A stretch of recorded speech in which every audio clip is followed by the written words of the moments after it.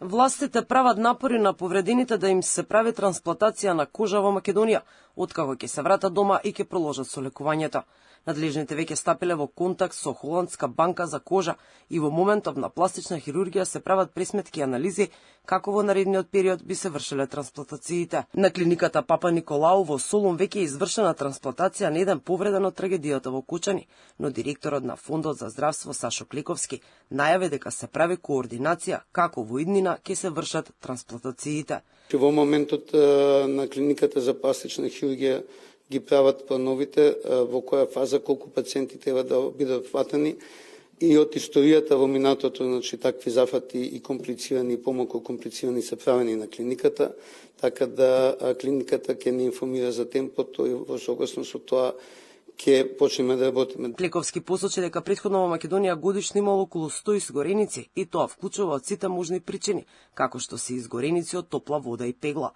Изгорениците од пожар се од најголем степен и досега преку фондот во последните 10 години пратени се само 5 мина на лекување во странство со изгореници од највисок степен. Големиот број на повредени во пожарот и тешките повреди биле причина поради која е одлучено да се испраќаат пациентите во странство.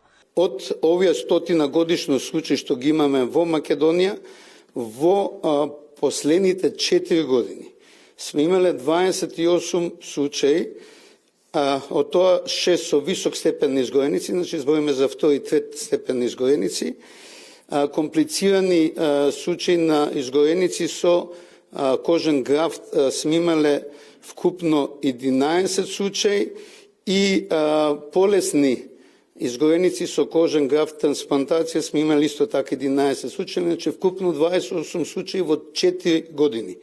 Во 24-та сме имале 5 тешки случаи.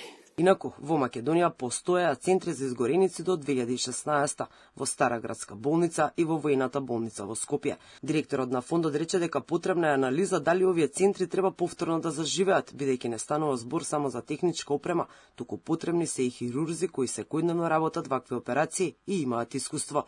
Дури поголеми и поорганизирани земји од нас немаат вакви центри.